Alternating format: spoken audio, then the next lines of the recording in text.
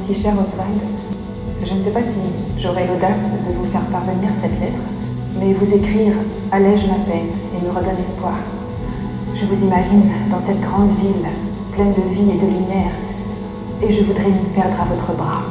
L'ordre et la morale, ce sont eux qui sont responsables de tous les malheurs du monde. C'est un péché de tenir de tels propos, Madame Alving. Peut-être, mais je ne supporte plus le poids de ces conventions.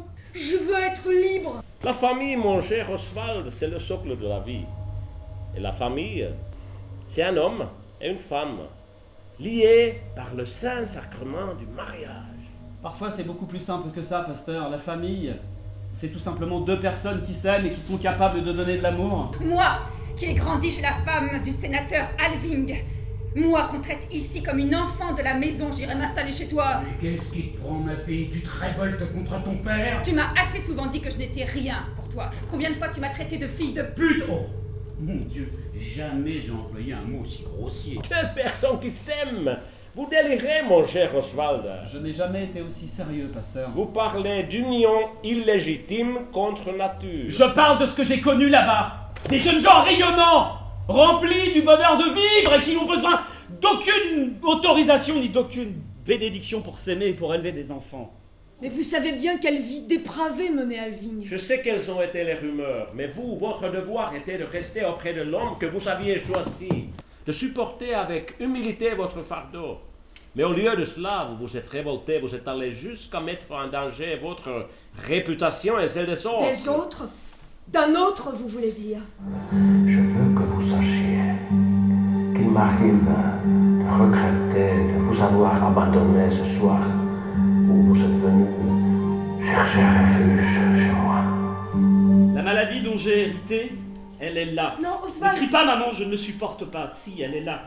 Elle me guette, elle peut éclater n'importe quand. Mais c'est impossible, Oswald. J'ai fini par aller voir un des meilleurs médecins de Paris. Je lui ai expliqué ce que je ressentais. Il m'a dit... Les pères ont mangé des raisins verts et ce sont les fils qui ont mal aux dents. Les pères? J'ai failli le frapper au visage. Les péchés des pères? Je lui ai expliqué que c'était impossible, il n'a rien voulu entendre. Ce n'est que lorsque j'ai sorti tes lettres et que je lui ai montré tous les passages que tu avais écrits sur mon père, sur l'homme exemplaire qu'il était. Oui, alors, j'ai supporté beaucoup de choses dans cette maison, vous savez. Mais cette histoire avec notre femme de chambre, c'était trop. Je me suis juré, c'est fini. Que se passe-t-il, madame? Des revenants.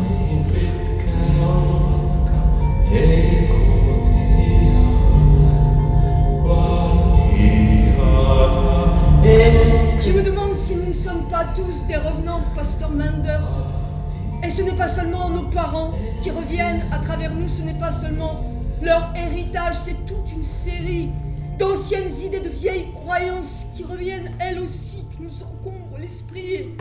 Ton pauvre père n'a jamais su quoi faire de la joie de vivre. Moi non plus, je n'ai pas su quoi en faire. On m'avait toujours parlé de devoirs et pendant des années, j'y ai cru. Et la joie de travailler, c'est la même chose. Vous ne savez pas ce que c'est non plus. Les gens d'ici apprennent que le travail est une malédiction, une punition pour leurs péchés, et que la vie est une vallée de larmes dont on a tout intérêt à sortir le plus vite possible. Maintenant, je comprends tout. Pour la première fois, je peux enfin parler. Qu'est-ce que tu racontes, maman? Tu vas tout savoir et tu pourras enfin choisir. Maman, qu'est-ce que tu me caches? Madame, écoutez, Que se passe-t-il? D'où vient cette lumière? il y a le feu à l'institut. Le feu? La fondation de mon père!